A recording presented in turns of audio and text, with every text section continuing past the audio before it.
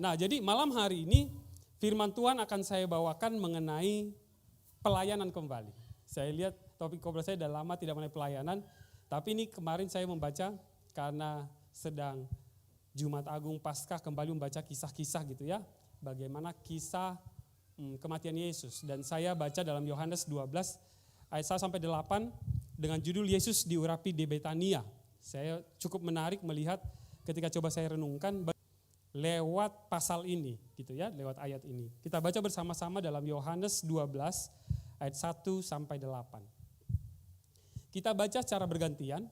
Yohanes 12 ayat 1 sampai 8, saya ganjil dan semua jemaat Tuhan ayat yang genap. Yohanes 12 ayat 1 sampai 8. Saya mulai. 6 hari sebelum Paskah, Yesus datang ke Betania, tempat tinggal Lazarus yang dibangkitkan Yesus dari antara orang mati.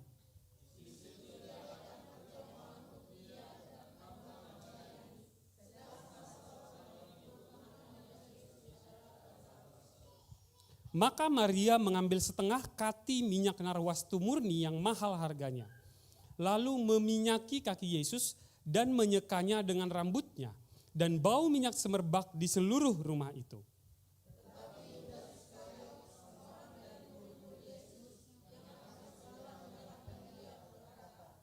Mengapa minyak narwastu ini tidak dijual 300 dinar dan uangnya diberikan kepada orang-orang miskin?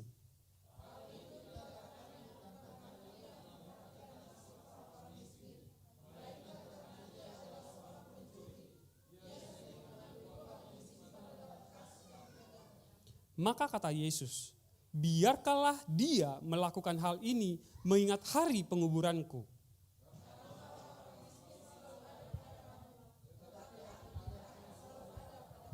Puji Tuhan, Yesus diurapi di Betania.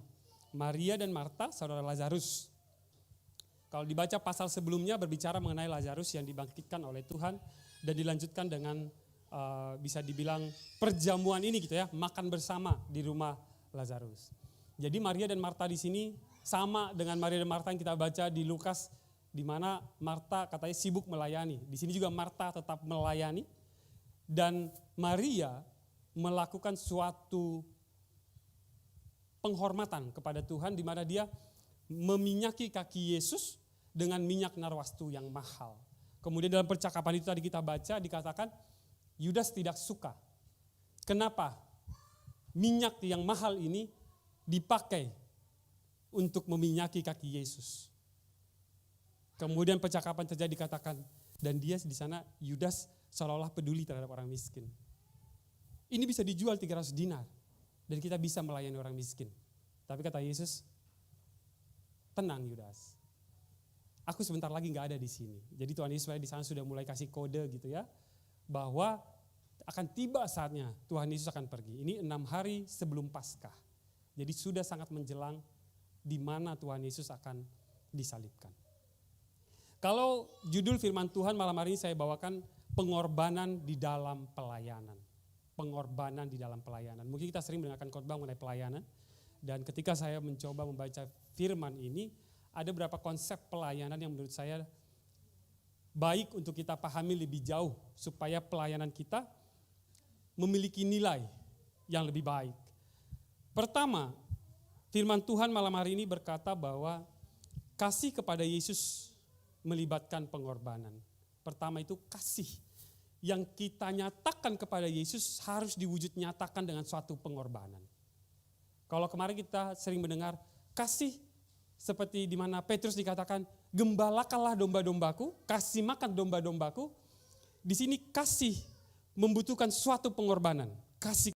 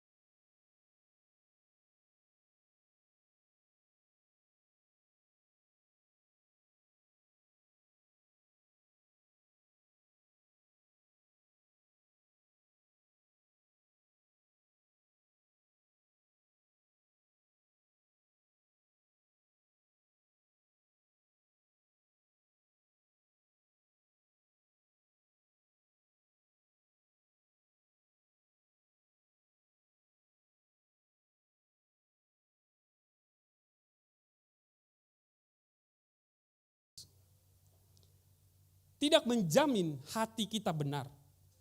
Kita rajin beribadah. Kita berjuang, datang tadi. Hujan, badai, datang beribadah. Hati kita benar tidak? Hanya kita yang tahu. Yudas ring 1. Dari 70 murid ada 12 murid rasul-rasul. Yudas dalam lingkaran 12 orang yang spesial itu. Tetapi motivasinya belum tentu benar. Tiap hari dia bersama Yesus. Kita ibadah Rabu Minggu. Kita cek, tiap hari kita bersekutuan gak dengan Tuhan, berdoa, membangun hubungan dengan Tuhan. Itu saja motivasinya bisa tidak benar. Dan alani hepeng. Pelayanan melibatkan uang, berbahaya.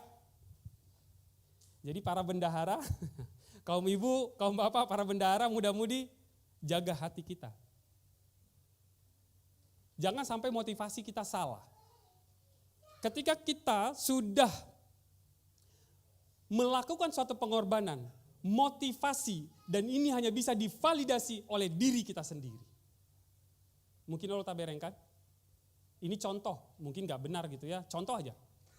Untuk kasih ilustrasi. Misalnya kemarin lah, contoh aja. Mau kita ke panti asuhan lagi. Udah janji iman, terkumpul lah misalnya 40 juta gitu ya, saya lupa berapa, 40 juta misalnya. Tapi ada aja mungkin orang-orang yang memberikan di luar dari apa yang sudah dijanji iman. Diberikan langsung misalnya di tempat. Kalau motivasinya benar, oti do HP neliak kami itu panti asuhan, saya tambahin deh jempol. Tetapi motivasi ACB dengan nonggang buah muse, adong spesial hulean. Jadi ada ekornya pelayanan itu. Motivasinya supaya dilihat orang. Mengambil kemuliaan Allah untuk kepentingan pribadi. Berbahaya. Dan kita tidak bisa menjudge. Hanya orang tersebut yang tahu motivasinya apa. Apakah untuk mendapatkan puji-pujian pribadi, atau memang motivasi yang benar? Iya ya, ternyata masih sedikit nih, saya harus kasih pada hari dikasih. Motivasi yang benar. Tadi Yudas kesannya ya, orang-orang miskin, HP Panako. Motivasinya benar-benar salah dan rusak. Jadi pengorbanan harus membutuhkan motivasi yang tulus. Dan itu hanya diketahui oleh diri kita sendiri. Apakah motivasi kita benar atau tidak ketika menolong orang lain. Puji Tuhan. Yang ketiga, kita baca dalam ayat yang ke-7 katanya. Maka kata Yesus, biarkanlah dia melakukan hal ini mengingat hari penguburanku. Hidup adalah kesempatan untuk melayani Tuhan. Dan waktunya terbatas. Limited offer, amang inang, muda-mudi sekalian. Kayak e-commerce, lagi 4-4 mungkin besok. Limited offer, terbatas waktunya. Kenapa? Biarkanlah dia melakukan hal ini mengingat hari penguburanku. Maria tidak tahu bahwa Yesus akan disalibkan. Dan dia tidak akan bisa bertemu lagi dengan Yesus. Tetapi dia ambil yang terbaik yang dia berikan. Dikatakan tadi itu 6 hari lagi mau Paskah. Dia tidak pernah tahu bahwa itu adalah saat terakhir dia akan melayani Tuhan face to face, ketemu dengan Tuhan, menjamah Tuhan Yesus. Jadi pelayanan adalah satu kesempatan dan waktunya terbatas. Haleluya. Waktunya terbatas. Jadi kalau bukan sekarang, kapan lagi? Bisa karena sakit penyakit. Mungkin anak muda. Kemarin saya dengar khotbah katanya gini. Kan umur manusia katakan 70-80. Jadi kalau umurnya 0-10 bulan, ya masih hari Senin katanya. 10-20 Selasa. 20-30 hari Rabu. 30-40 Kamis. Jadi saya antara Kamis dan Jumat ini ya. 40 ke 50 umurnya hari Jumat. Kalau umurnya sudah 50-60 hari Sabtu. Di atas 70 katanya sudah hari Minggu, udah habis harinya. Terus katanya kalau udah 70 belum pergi juga, sebenarnya tiketnya udah ada, cuma masih delay pesawatnya katanya. Jadi bisa saja jadi katanya walaupun kita masih di hari Selasa, mudah-mudi hari Rabu mungkin ya, 20-30. Kan bisa selesai itu waktu kita. Kita tidak tahu seberapa jauh Tuhan kasih waktu buat kita di dunia ini. Jadi pelayanan, limited offer. Terbatas waktunya. Mungkin kita berpikir, poso do peau. Nantilah melayani Tuhan. Wingok do omakku. Ketika saya baru diangkat jadi sintua, kan ibadah di rumah kami, kebetulan bapak dan mama di Jakarta. Saya ingat mama bersaksi bilang gitu. Ai poso do penian, katanya. Pahatopu, gitu. Setelah saya renungkan firman ini, ternyata terbatas. Kita nggak tahu waktu yang diberikan Tuhan. Dan Maria, dia nggak tahu tinggal berapa hari lagi tuh. Tuhan Yesus dia akan tidak bisa lihat lagi. Ternyata dia sudah melakukan yang terbaik untuk Tuhan dengan pengorbanannya yang luar biasa. Bagaimana dengan kita? Dengan limited waktu ini, ajakannya adalah mari gunakan waktu kita untuk melayani Tuhan. Bentuknya macam-macam. Kadang kita berpikir, saya tahu ada jemaat Tuhan yang ada muda-mudi juga membersihkan gereja ini. Itulah pelayanan. Memang itulah yang bisa kita lakukan. Itu yang bisa kita korbankan. Waktu kita untuk menyapu, saya tahu muda-mudi hari Minggu juga masih di sini melakukan kegiatan dan lain-lain. Untuk memikirkan hal yang baik. Retreat itu kan muncul dari pemikiran-pemikiran muda-mudi. Mereka sampai melakukan survei Amanginang. Survei, jadi itu bukan asal-asal ya. Kenapa 3 hari 2 malam? Mereka survei kebutuhan muda-mudi itu apa? Kenapa yang ibadah datang on off? Survei. Apa topik-topik yang dibutuhkan? Disurvei. Mereka sampai 3 hari 2 malam. Pembicaraan dibagi-bagi. Itulah pengorbanan yang mereka lakukan. Dan mungkin muda-mudi tahu waktu mereka terbatas. Ada mungkin bentar lagi sudah bekerja dan keluar negeri kan? Nggak bisa lagi dia melayani di sini, dia kasih waktunya misalnya. Mungkin sudah segera menikah, menyelesaikan masa muda-mudinya. Pelayanannya di gaspol misalnya tahun ini. Mungkin mereka sudah menyadari bahwa waktu mereka terbatas untuk melayani Tuhan dan mereka mau memberikan yang terbaik. Bagaimana dengan kita?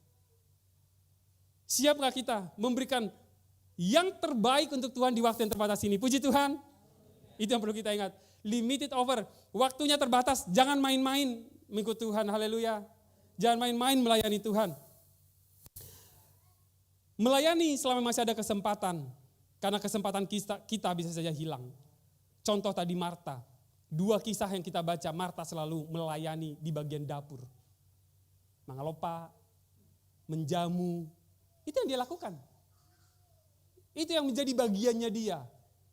Apa bagian kita yang mau kita berikan? Tapi dengan sikap yang terbaik, dengan nilai yang terbaik, dan dengan motivasi yang tulus. Apa? Itu yang perlu kita selalu renungkan. Sehingga kita sudah melakukan pelayanan. Kadang kita menjadi demotivasi. Belum ada yang saya lakukan, saya belum melayani.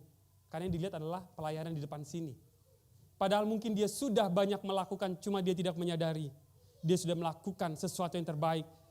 Tinggal bagaimana bisa membuat itu lebih dan lebih lagi. Melakukan pengorbanan dengan nilai yang tinggi sebagaimana Maria mengorbankan minyak narwastu itu. Yang keempat dalam kisah ini, dalam pelayanan kita harus memprioritaskan dan menyeimbangkan. Yang keempat, dalam pelayanan kita harus memprioritaskan dan harus menyeimbangkan. Dalam ayat 8 kita baca, karena orang-orang miskin selalu ada padamu, tetapi aku tidak akan selalu ada padamu. Apakah Tuhan Yesus tidak peduli dengan orang-orang miskin dalam cerita ini? Tidak. Apakah Tuhan Yesus menjadi tidak peduli dengan orang yang dilayani selama ini? Enggak. Cuma ada prioritas. Waktunya sudah tinggal sedikit. Tuhan Yesus bilang, itu bagian yang terbaik yang dilakukan Maria. Karena tadi Maria tidak sadar bahwa itulah saat terakhir dia bisa melayani Tuhan secara langsung. Orang-orang miskin selalu ada padamu, tetapi aku tidak akan selalu ada padamu. Bagaimana kita bisa menyeimbangkan pelayanan dengan keluarga kita? Menyeimbangkan pelayanan dengan karir kita, pekerjaan kita. Saya ingat materi Seakpi terakhir, hari Sabtu kemarin pagi, mengenai etika pelayanan. Bapak Pendeta Silaban menyatakan, jangan pernah ada alasanmu engkau meninggalkan keluargamu atas nama pelayanan. Kita harus mencari mana prioritas, mana yang benar-benar penting dan keluarga yang ditentukan Tuhan adalah objek paling dekat yang harus kita layani dan harus kita perhatikan. Dalam hal ini, Tuhan Yesus bilang, kita ingat kasihlah Tuhan Allahmu, kasihlah sama manusia. Pelayanan Yesus selalu mengenai orang miskin. Tetapi di titik ini ada pilihan. Kasihlah Tuhan Allahmu. Karena Tuhan Yesus akan pergi. Dia tahu waktunya akan pergi. Di dalam pelayanan kita, pesannya adalah bagaimana menyeimbangkan pelayanan kita antara keluarga kita, kemudian pekerjaan kita. Kembali poin kedua tadi. Motivasi kita benar atau tidak. Jangan pernah kita mendengar keluarga kita, ada pelayanan nami tusan. Ape mungkin suami makanan belum ada di rumah. Hami aning lau tuson, kaum ibu misalnya atau muda-mudi. Tapi pekerjaan di rumah misalnya belum diberesin, tidak ada tanggung jawab. Seimbangkan. Jadi Bornginop misalnya tadi saya sudah bilang pembuka, Marsogot ada sesuatu yang harus saya kerjakan di kantor. Tetapi pelayanan harus jalan. Saya harus tetap jam 4 jalan. Saya mengatur bagaimana saya bisa menyelesaikan pekerjaan saya. Atau keluarga kita. Apakah rapat-rapat kaum ibu, kaum bapak, muda-mudi menjadi jauh lebih penting dibanding sesuatu yang urgent di dalam keluarga kita. Hanya kita yang tahu. Makanya kedewasaan untuk bisa menimbang-nimbang perkara menjadi penting. Bagaimana kita menyeimbangkan antara pelayanan, karir, dan juga keluarga. Ibadah kaum bapak terakhir saya sharing firman Tuhan. Topik saya bawa adalah fatherless. Kehilangan image, gambaran seorang ayah di dalam keluarga. Dan Indonesia menjadi negara ketiga atau keempat di dunia yang mengalami krisis ini. Tidak ada gambaran seorang bapak di dalam rumah. Bukan bapaknya tidak ada, tetapi figur bapak itu tidak ada di dalam rumah. Apa karena kesibukannya, bisa jadi kesibukan pelayanannya, sehingga tidak memperhatikan istri dan keluarganya. Kemarin saya sharing banyak, mungkin kaum bapak boleh sharing ke istrinya apa isi pesan firman Tuhan. Dan itu bukan cuma mengenai duniawi, dan ada juga gereja yang melakukan survei. Jadi anak-anak yang kehilangan figur seorang ayah, imannya merosot. Kalau hanya figur ibu saja tanpa ayah, katanya cuma 15% orang yang bertahan imannya. Tetapi kalau hanya bapak, tidak ada ibu, 55%. Jauh ya. Jadi figur bapak itu sangat penting. Kalau kombinasi keduanya 79%. Ya 20% masuk akal lah. Tidak semua manusia akan lolos ya. Kita beribadah hari ini mungkin kita akan menghadapi cobaan, terpaan. Dan kita leong gitu ya. Apalagi di dalam rumah tidak ada figur seorang ayah. Jadi sangat penting. Jadi kaum bapak, yang firman kemarin sharing ke istrinya. Jadi istrinya nanti bisa mengingatkan, figur kamu agak hilang nih di mata anak-anak atau di mata saya. Sehingga kita tahu bagaimana sebenarnya pentingnya keluarga. Dan pelayanan tidak bisa menjadi alasan untuk kita meninggalkan keluarga kita. Makanya tadi Bapak Situasian bilang, banyak tantangan kita di luar sana. Tugas kita menyeimbangkan. Bagaimana kita bisa memprioritaskan Tuhan, bagaimana kita bisa memprioritaskan keluarga kita, memprioritaskan pekerjaan kita.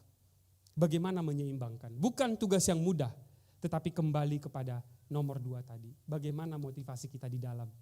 Berhasil tidak kita bisa mencari keseimbangan itu. Bukan hal yang mudah, tantangannya banyak. Pelayanan yang penuh dengan pengorbanan menjadi judul khotbah pada saat malam hari ini. Pengorbanan apapun yang bernilai sangat tinggi. Bagaimana motivasi kita yang tulus untuk bisa tetap melayani tanpa embel-embel apapun untuk mencari kemuliaan diri sendiri.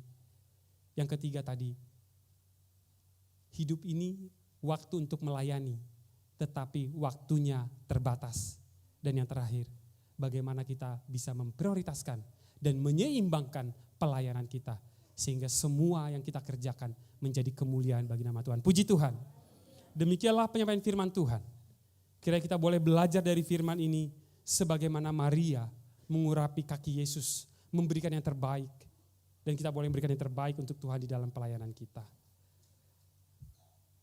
Kita akan berdoa dengan sikap doa berlutut. Kita angkat pujian. Hidup ini adalah kesempatan untuk melayani Tuhan, dan ibadah ini saya serahkan kepada hambanya Bapak Pendeta I. Sianturi. Hidup ini adalah kesempatan, dan hidup ini untuk melayani Tuhan. Dan kita tahu waktu kita terbatas. Mari berikan pelayanan yang bernilai di hadapan Tuhan dan sangat berharga di matanya Tuhan. Hidup ini adalah kesempatan. Hidup ini untuk melayani Tuhan. Jangan sia-siakan waktu yang Tuhan beri. Hidup ini harus jadi berkah. Sekali lagi, hidup ini adalah kesempatan. Hidup ini adalah kesempatan. Hidup ini untuk melayani Tuhan. Jangan sia-siakan waktu yang Tuhan beri. Hidup ini harus jadi berkah.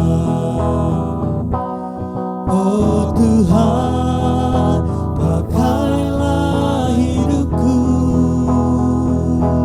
selagi aku masih kuat.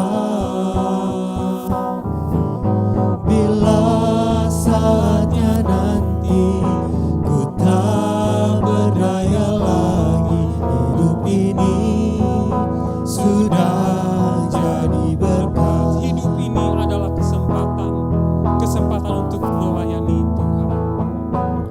Hidup ini adalah kesempatan. Hidup ini untuk melayani Tuhan. Jangan sia-siakan waktu yang Tuhan beri. Hidup ini harus jadi berkah. Oh Tuhan,